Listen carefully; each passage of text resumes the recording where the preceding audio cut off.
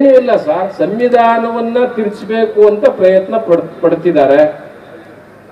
ಸಂವಿಧಾನನ ತಿರುಚಲಿಕ್ಕೆ ನಾವು ನೀವು ಬಿಡಂಗಿಲ್ಲ, ಒಡರಿ ಚಪ್ಪಾಳೆ ತಿರ್ಚಕ್ ಸಾಧ್ಯವೇ ಇಲ್ಲ. ಈಗ ವಚನಗಳನ್ನ ತಿರುಚಬೇಕು,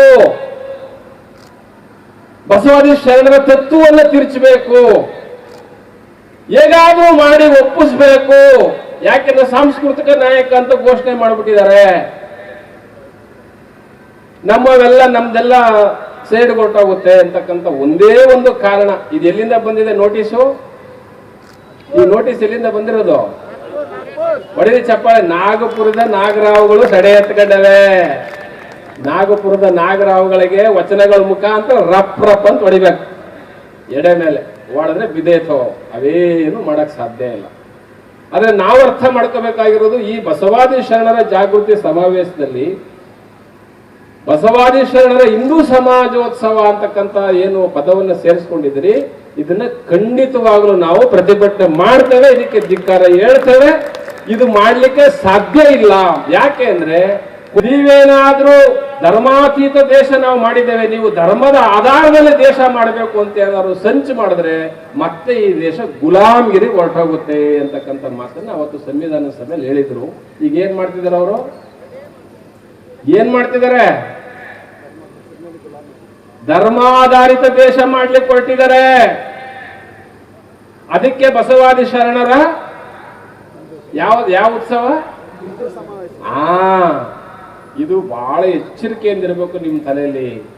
ಅವ್ರು ಮಾಡಕ್ ಹೊರಟಿರೋದೇ ಇದು. ಅದನ್ನ ಬಾಬಾ ಸಾಹೇಬ್ರು ಅವತ್ತೇ ಹೇಳಿದ್ದಾರೆ. ವಚನಗಳಲ್ಲೂ ಸಹ ಬಹಳಷ್ಟು ತೀಕ್ಷ್ಣವಾಗಿ ನಮ್ಮ ಶರಣರು ಬರೆದಿದ್ದಾರೆ. ತಾಯಿಯವರು ಹೇಳ್ದಂಗೆ ನಮ್ದು ಯಾವುದು?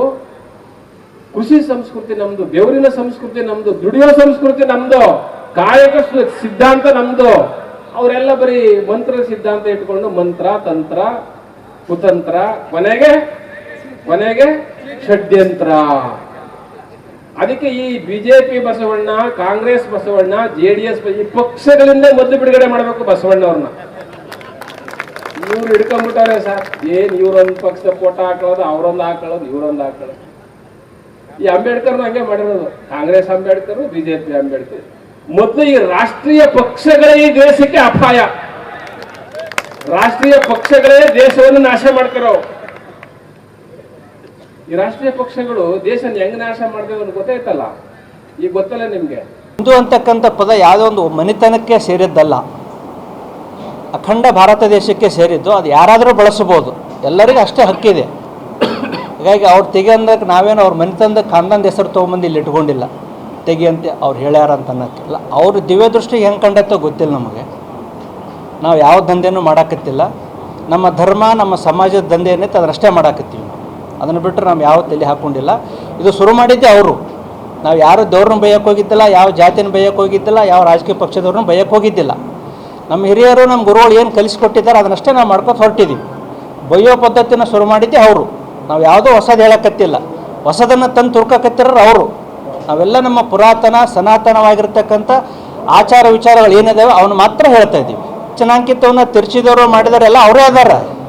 ಅವ್ರನ್ನ ಬಿಟ್ಟಿದ್ದಾರೆ. ನಾವೆಲ್ಲಿ ವಚನಗಳು ತಿರ್ಚಿದ್ದೀವಿ? ಎಲ್ಲಿ ಮಲಿನ ಮಾಡಿದ್ದೀವಿ? ಅಲ್ಲ ಸರಿ, ನಾವಂತರೂ ಯಾವುದೋ ಮಲಿನ ಮಾಡೇ ಇಲ್ಲ. ಹೆಂಗೆ ಮಲಿನ ಮಾಡೋಕ್ಕಾಗತ್ತೆ? ಹಂಗೆ ಮಲಿನ ಮಾಡೋ ಒಂದು ವಸ್ತು ಐತಂದರೆ ಅದು ಪವಿತ್ರ ಅಂತ ಅನ್ನಕ್ಕೆ ಆಗೋಂಗಿಲ್ಲ. ಶಾಸ್ತ್ರಗಳ ಒಂದು ಅರ್ಥ ಇದೆ. ಯಾವುದಕ್ಕೆ ಮಲಿನ ಮಾಡೋಕ್ಕಾಗತ್ತೋ ಅದು ಪವಿತ್ರ ಆಗಂಗಿಲ್ಲ. ಯಾವುದು ಪವಿತ್ರ ಇರ್ತದಲ್ಲ ಅದು ಎಂದೂ ಕೂಡ ಮಲಿನ ಆಗೋದಿಲ್ಲ. ಹಾಗಾಗಿ ಬಸವಾದಿ ಶರಣರಂದ್ರೆ ಎಂದೂ ಮಲಿನವಾಗದಿರ್ತಕ್ಕಂಥ ವ್ಯಕ್ತಿತ್ವ ಅವ್ರದ್ದು.